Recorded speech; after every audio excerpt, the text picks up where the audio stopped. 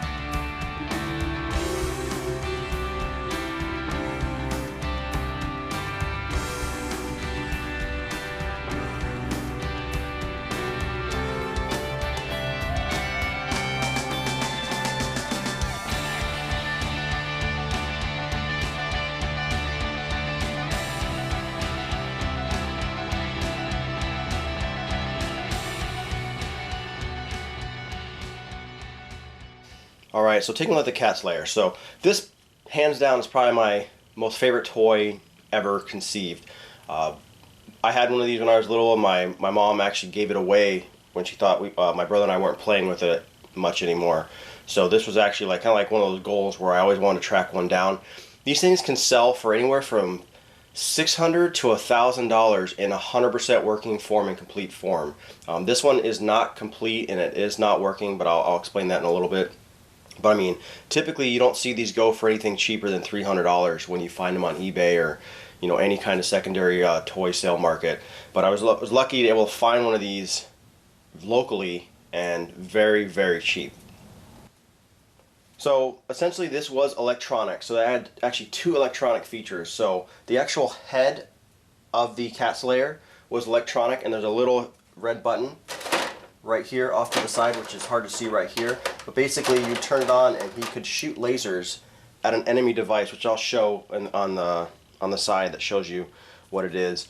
And it was basically like a mutant vehicle, and that vehicle could also shoot back at the Cats Lair. And what happened is, if the mutant vehicle would shoot and hit the Cat's Lair, there's like a little dial right here, which is in the show, which is the straight up Thundercat symbol. It would actually rotate slowly, and you can actually still do that. And you can see it turns red, and I slowly rotate it like it's being shot every time it gets shot. And once it gets shot enough, it blows the doors open. And with the Cat's Lair could fire back, and on that mutant vehicle device there's actually a little purple shield that could pop off if you were to get a direct hit on the mutant vehicle. The head's also like on a ball joint, so this thing has really good motion. So I mean, it could have a very good range when it comes to shooting its laser out at that enemy vehicle that you got, which is really neat. I mean, you can rotate it all the way around.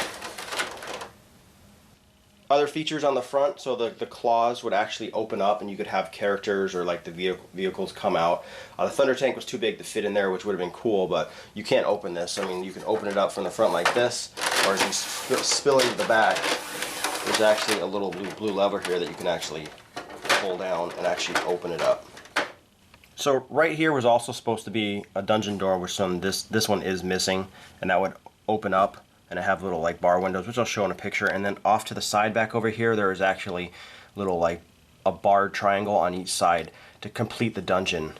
Another feature of this is the Trapdoor Mechanism. So like I explained how it had basically a dungeon built in with the sides all completed.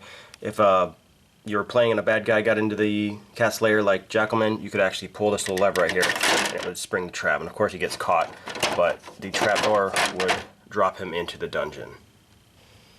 Then on the top, they had little computers with stickers on there where you could put the figures, almost like the little command center they had in the TV show. And you could have them playing around, and I'll take these guys down just for a second. And then you could also put a figure into the Cat's Lair head, and he could ride around in here. And the seat is actually, this is actually the battery cover, and here's the on and off switch and the button for the Cat's thing. So you could have a figure in there while you were playing with this guy.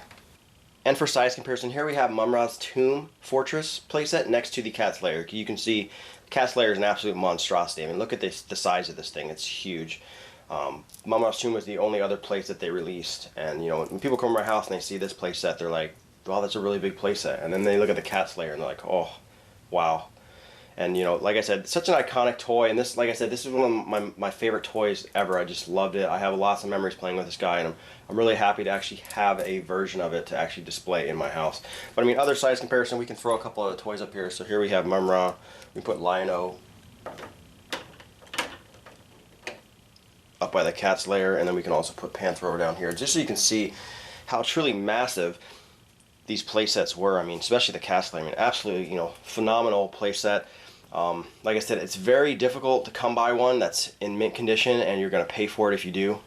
And like I said, this is, you know, pretty much my ultimate playset and toy that I've, you know, wanted to get again after losing it since just collecting.